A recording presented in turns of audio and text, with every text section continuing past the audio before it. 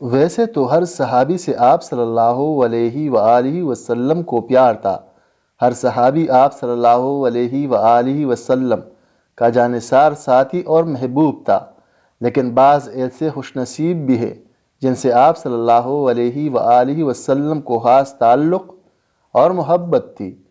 ان میں حضرت علی کرم اللہ وجہہ کی ذاتی گرامی بھی ہے۔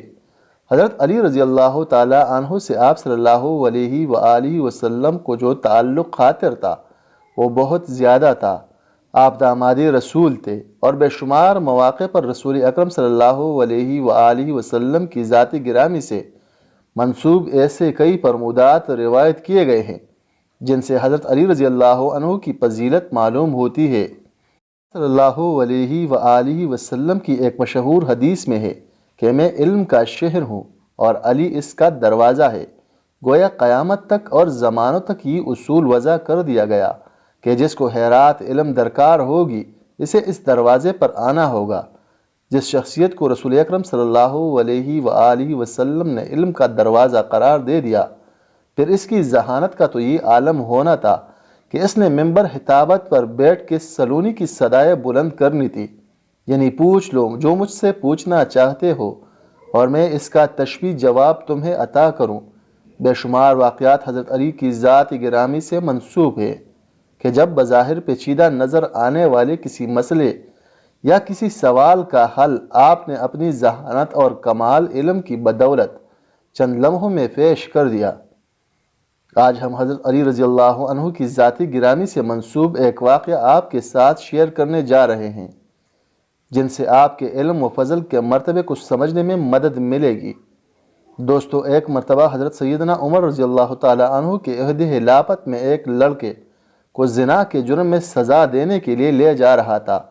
واضح رہے کہ اسلام میں شادی شدہ زانی کے لیے سنگساری اور غیر شادی شدہ کے لیے 80 کوڑے بطور سزا ہے۔ وہ لڑکا اونچی آواز سے پکار رہا تھا کہ میں بے گناہ ہوں، مجھے سزا نہ دی جائے۔ اسی اثنا میں حضرت علی رضی اللہ عنہ کا وہاں سے گزر ہوا تو حضرت علی نے اس لڑکے کی پکار سن کر سرکاری اہلکاروں کو رکنے کا حکم فرمایا اور لڑکے سے پوچھا کیا معاملہ ہے۔ لڑکے نے حضرت علی رضی اللہ عنہ سے عرض کی کہ جناب، جس جرم کا الزام مجھ پر لگایا جا رہا ہے میں نے وہ جرم نہیں کیا ہے اور اس جرم کا مجھ پر الزام لگانے والی میری ماں ہے۔ حضرت علی نے یہ سن کر سرکاری اہلکاروں کو وہیں روکا اور کہا کہ اس لڑکے کی سزا فی الحال رک دی جائے، میں اس کیس کو دوبارہ سنوں گا، اگر یہ لڑکا گناہگار ہوا تو تب سزا دینا۔ دوسرے دن حضرت علی نے عورت اور لڑکے کو عدالت میں طلب فرما دیا۔ حضرت علی نے الزام لگانے والی عورت سے دریافت کیا کہ کیا اس لڑکے نے تیرے ساتھ دست درازی کی ہے اور وہ جرم کیا ہے جس پر تو نے اسے سزا کے لیے پیش کیا تھا؟ اس عورت نے اثبات میں سر ہلا دیا اور کہا کہ ہاں۔ اس پر حضرت علی نے اپنا رخ لڑکے کی جانب موڑا اور اس سے پوچھا کہ یہ عورت تیری کیا لگتی ہے؟ اس نے کہا یہ عورت میری ماں ہے، جس پر عورت نے اس لڑکے کو بیٹا ماننے سے انکار کر دیا۔ اس عورت کے انکار پر معاملہ گمبھیر ہو گیا۔ فیصلہ سننے کے لیے لوگوں کا بہت بڑا مجمع اکٹھا ہو چکا تھا۔ حضرت علی رضی اللہ عنہ نے فرمایا تو اچھا ہے اے عورت، میں اس لڑکے کا تیرے ساتھ اتنے حق مہر کے بدلے نکاح کرتا ہوں۔ تو عورت چیخ اٹھی کہ علی، کیا کسی بیٹے کا ماں کے ساتھ نکاح ہو سکتا ہے؟ حضرت علی نے فرمایا کہ تیرے اس دعوے کی کیا مطلب ہے؟ اس عورت نے جواب دیا، اے علی، یہ لڑکا تو واقعی میرا بیٹا ہے۔ جس پر سیدنا علی رضی اللہ عنہ نے فرمایا کہ کیا کوئی بیٹا اپنی ماں کے ساتھ دسترازی کر سکتا ہے؟ عورت نے کہا کہ ہرگز نہیں۔ تو حضرت علی نے پوچھا کہ تو نے اپنے بیٹے کے اوپر ایسا گھٹیا الزام کیوں لگایا؟ عورت نے جواب دیا، میری شادی ایک چھوٹی عمر میں امیر و کبیر شخص سے ہوئی تھی، اس کی بہت زیادہ جائیداد تھی۔